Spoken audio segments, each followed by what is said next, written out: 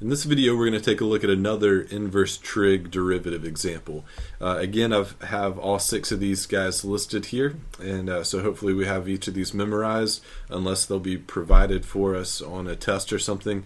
I don't provide them to my students on a test, but I know that some instructors do that sort of thing. But here they are. So let's look at the example first.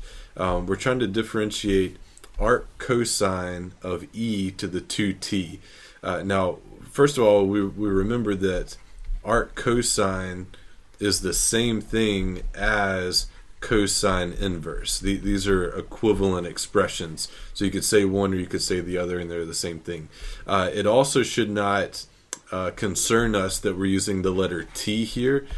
Sometimes the variables are different than x. They're not always x. So don't be alarmed that that's the case or whatnot. Okay, so let's take a look back at our table and pick out the cosine one in case we don't have these memorized yet. So here's our inverse cosine derivative right here. And so it's negative 1 over the square root of 1 minus x squared.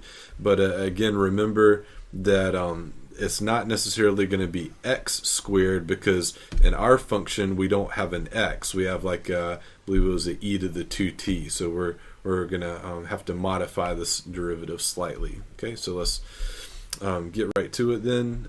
So this guy's derivative would be h prime of t equals, all right, first up would have the derivative of the outside. There's going to be a chain rule going on here.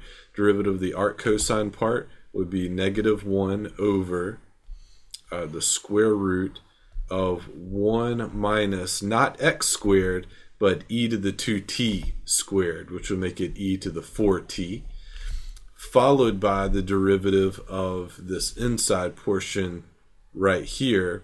That'll come next, whose derivative would be 2e to the 2t.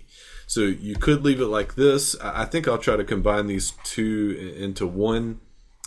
Something common that we do is we often will take this term listed second if there's a fraction, if it's after a fraction, and put it in the numerator of the fraction. So we'd have minus 2e to the 2t divided by the square root of 1 minus e to the 4t. And so that would be this function here's derivative.